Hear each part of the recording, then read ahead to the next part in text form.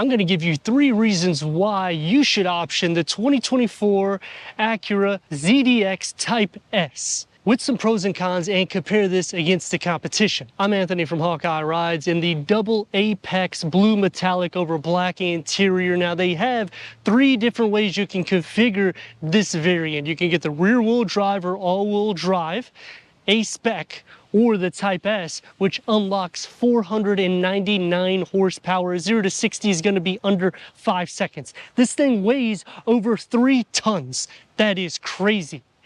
In the front, it's keeping the signature chicane daytime runnings and jewel eye LED headlights that integrate into the Pentagon grille with the enlarged Acura badging. The lower, this is a Type S, so you're going to get the styling in the design. Gloss black elements, front parking sensors, a 360-degree reverse camera, 7 inches of clearance. And if this is not enough, you have adaptive air suspension with self-leveling suspension. So the drive is going to be either smooth or performance driven. Now, unfortunately, it does not have a frunk underneath the hood. So that's definitely going to be a con for me because this is a full EV. And it's going to get a total range of 278 miles. If you want over 300 miles, you got to go to the rear wheel drive variant, in which if you go to the all wheel drive A-Spec, you're losing 9 horsepower compared to this. And this gets 544 pound-feet of torque. So when you mash on the gas pedal, when I'm getting ready to rock and roll on the review, you're gonna see it just pushes you back in your seat, gripping into the sport interior. 20-inch wheels is standard. This is 22-inch wheels. It's insane what you're getting for the styling elements. And those yellow Acura brake calipers are housing 6 piston Brembo brakes. So you got the stopping power, because let's face it, this is over 3 tons of a weight, which when I'm thinking that 0 to 60, when I'm thinking the power that you're getting and towing up to 3,500 pounds on all trims, that's got to be the first reason why I would pick this over the competition. Now, they do share the same platform as GMC, and a lot of the bits are going to be similar to GMC, especially with the charms that come into the vehicle, and I'm not a huge fan of that, so that's definitely going to be a con. But the pro is when you're thinking about a 20 to 80% charge, 42 minutes. It's pretty quick when you're thinking about how much performance is underneath the hood. Because when you go into performance variants, especially when you're at a high $70,000 to $80,000 price point, it typically takes around 45 minutes, especially if you're thinking about BMW. Now, going into Tesla, this is not going to compete with that. But it's nice that they give an option to the Acura line with full performance and keeping true to the style elements of Acura with standard chicane LED taillights that wrap nearly to the whole rear end going into the Acura badging. The lower gets the gloss black highlighted with the satin aluminum, so it's going to kind of mimic an exhaust. And when you're going full EV, you're expecting it to look futuristic. And I think that they nailed it right on the head. With the digital rear view mirror that's housed on the trunk lid spoiler, the gloss black integrates into the body, 360-degree reverse camera, front and rear parking sensors. Gloss black elements around the fenders, and the satin aluminum will be in between. The nice thing too when you go to the ZDX is you can option features like making the side skirt flare out, adding carbon fiber to the side view mirrors, and making the front look a little bit more aggressive because, I mean, you're at nearly 500 horsepower, a perfect 50-50 weight distribution. Going into the A-Spec is going to be a 48-52 weight distribution. Plus, you're not going to be getting the adaptive variable suspension. So thinking, well, I'll save maybe $5,000 to $10,000. You're going to lose in the ride quality plus the performance that's housed underneath it. Now, the problem that I have with the ZDX is that they share so much common attributes of GM that I see it all over. Achieving 83 mpges for the city with 74 mpges for the highway and 78 mpges combined. But let me know what your thoughts are on the all-new ZDX, if you would option this or go into the competition with a standard power liftgate. Going into 29.7 cubic feet of storage. LED interior lights, 12 volt is going to be standard on all trims. You get bag holders on the side. Underneath the floor has a little bit of storage capacity. And to split fold the rear bench, you do so in the back just by simply pushing these levers. That's going to maximize cargo to 63 cubic feet. 18-way power seat adjustment is going to be on the Type S. Full Milano perforated leather interior, heated, ventilated front seats, memory for the driver and passenger. And the interior is going to be sporty with 18 speakers standard through Bang & Olufsen. Let's fire it up.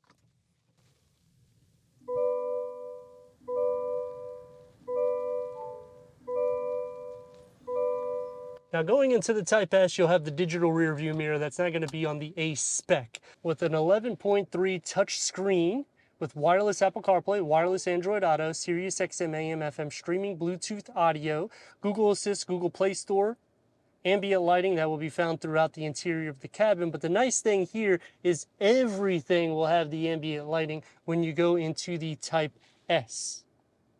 Put it into reverse and you get a 360-degree reverse camera, full trajectory for the front and the rear, and you have different camera layouts to make it a little bit easier of whichever maneuver that you're going to do.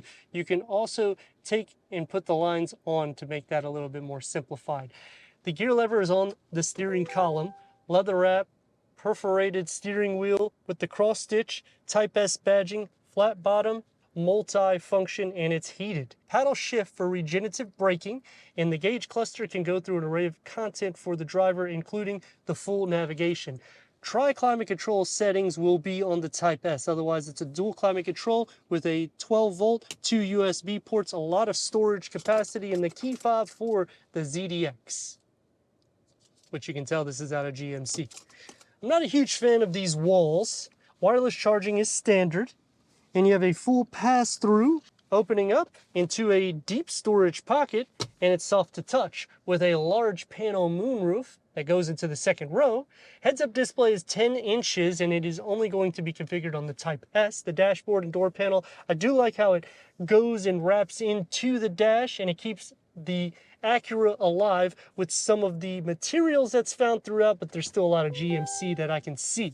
One touch up and down for all the windows, and it's not as soft as it normally is to rest your arms, with a medium-sized storage pocket and the driver mode select right here, which will change the configuration of your driving from sport, snow, normal, individual. And it is a little bit slower whenever you're going through this. It takes a few seconds to actually tailor it. Not a huge fan of the charms that come into play. The nice thing when you go Acura is you can lock and unlock both of the doors from the front or the rear, and this is the opening that you have to get inside to fit 3 more. Third climate control settings, USB ports. This home plug, that's because this is the Type S. Storage behind both of the front seats. And you also have a manual sunshade with cup holders and an armrest. And the door panel keeps the same configuration, so I like that it comes into the back. I just wish it was a little bit more soft in the cup holder, and the storage pocket is a little bit smaller in the rear. Sliding into the center, the floor isn't completely flat, but you have your own feet space. Butt, leg, and shoulder space is not going to be an issue, as well as headroom sitting into the center or even sitting onto the sides. Now going into the A-spec rear-wheel drive, you will be able to accomplish 313-mile range, but it drops your horsepower to 358 with 324 pound-feet of torque. So it is quite a bit of a decrease in power, even though you get the same towing capacity. Now going into the all-wheel drive A-spec, that bumps it up to 490 horsepower with 437 pound-feet of torque, and you're still achieving 304-mile range. So if you are considering, you know, maybe I just don't want to go Type S, I would say go A-spec all-wheel drive at least. And with the Type S, you have the performance wheels and tires, which we do not have, that will also change the drive a little bit more so. But 278-mile range is what we're getting here with 499 horsepower. That itself is crazy, backed with 544 pound-feet of torque.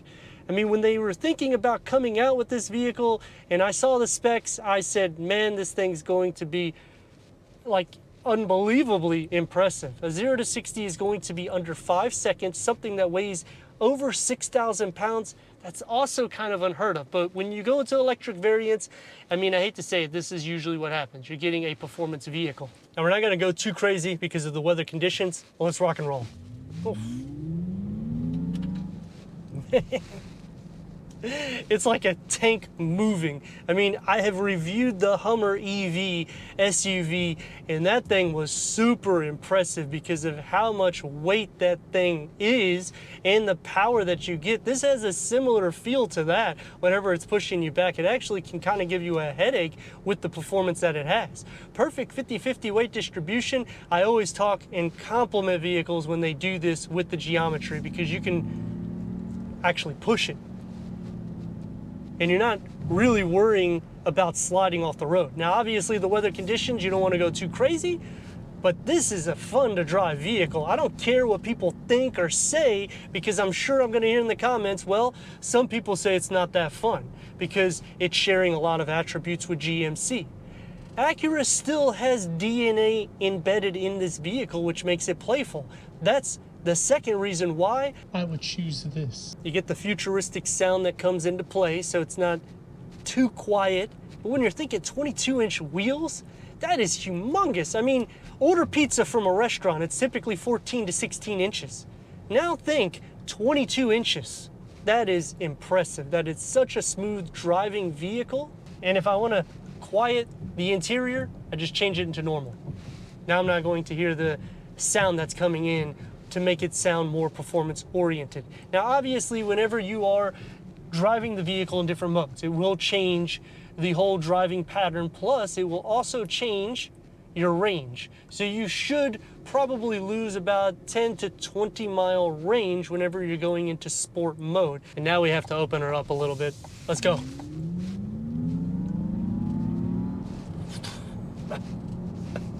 Gonna get a speeding ticket really quick. And with this type of performance and how smooth it drives, you would be surprised how fast you go, how quick you get there. Now, going back into competition, like I was saying on the exterior, Tesla is going to be at a different level. And with the pricing with this is more for like BMW specs. BMW, when you start going into their more performance variants, you're going to get similar range, and the charging time is not going to be super quick either, but the performance will be a little bit quicker, but in the same aspect, you're going to be spending 6 figures. So you can see the savings that you're getting.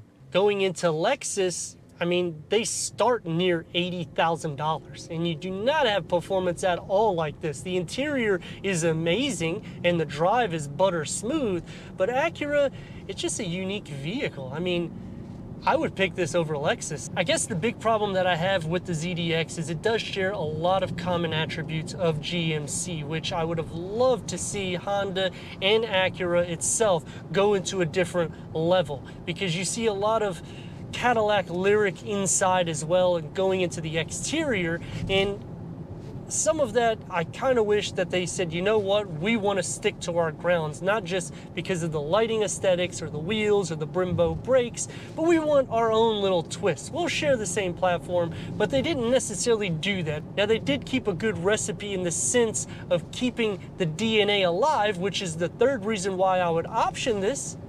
But on the counter to it, I hope that going into the future, they start removing some of the GMC components. I'm not saying there's anything wrong with it. I just want an Acura. I'm not wanting a GMC. Is it a practical vehicle? It can be, but it's really more for somebody that wants a pure luxury EV, and you're not looking to go too far necessarily, because me personally, if I was to pick this vehicle up today, drive it home, I would lose about 60 miles range. So to get to this dealership and back, that's 120 miles. That's nearly 50% of my battery. Now, the weather condition is good, so I may get more closer to the expected range. But once I use things like the ventilated seats, the wireless charging pad, anything that's electric, it's going from the battery, which is going to deplete range. The good thing, though, is the regenerative braking system works really well. So every time you let go of the pedal, it is trying to recoup some of those MPGs. But when you're considering a 102 kilowatt battery, I mean, that is humongous for this dual electric motor all-wheel drive setup. It's gonna be heavy, but it still has some performance, and it has all the luxury that's encased by Acura. But let me know your thoughts in the comments, and if you're new to the channel, consider subscribing. Check out the next video, merchandise, website, and Instagram. Leave a comment and a like, and I'd like to thank Regal Acura for giving us the 2024 Acura ZDX Type S for our car review.